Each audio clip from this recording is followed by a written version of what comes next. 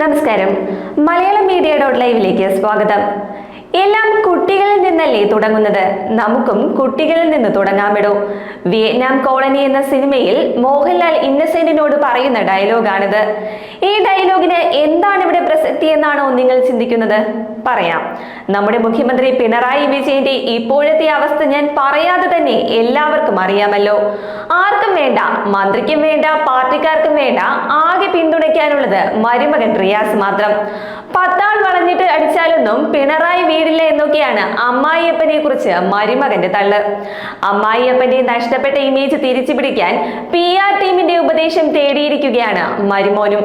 പിണറായിയുടെ മുഖം മിനുക്കാൻ Vietnam colony model പയറ്റാനാണ് ഉപദേശം. മോഹൻലാലിന്റെ ഡയലോഗിന്റെ പ്രസക്തി ഇവിടെയാണ്.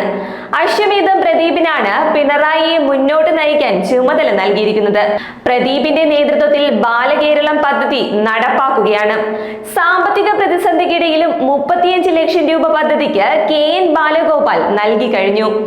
എത്ര കോടി വേണമെങ്കിലും ഇനിയും തരാമെന്നാണ് ബാലേട്ടന്റെ ലൈൻ. എന്താണ് ഈ ബാലകേരളം പദ്ധതി എന്ന് നോക്കിയാലോ. അന്ധവിശ്വാസങ്ങൾക്കും അനാചാരങ്ങൾക്കും ലഹരിക്കുമെതിരെ സ്കൂൾ വിദ്യാർത്ഥികളിൽ യുക്തിബോധവും ശാസ്ത്രചിന്തയും പൗരബോധവും വളർത്തി യുക്തി വികാസം സൃഷ്ടിക്കുക എന്ന ലക്ഷ്യത്തോടെ പഞ്ചായത്ത്, മുനിസിപ്പാലിറ്റി, കോർപ്പറേഷൻ എന്നീ തലങ്ങളിൽ വിദ്യാർത്ഥികളെ സംഘടിപ്പിച്ച് നടത്തുന്ന പദ്ധതിയാണ് ബാലകേരളം.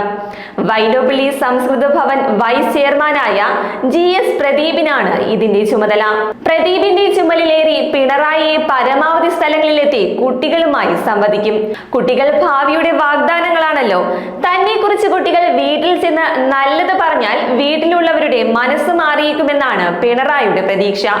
മോഹൻലാൽ ഈ ഡയലോഗിന് ശേഷം പാട്ട് പാടിയതുപോലെ പിണറായി പാടുമോ എന്ന് കണ്ടറിയണം. ഇമേജ് തിരിച്ചു പിടിക്കാൻ വിയറ്റ്നാം കോളനി മോഡലുമായി രംഗത്തിറങ്ങുന്ന പിണറായിക്ക് എല്ലാ ആശംസകളും.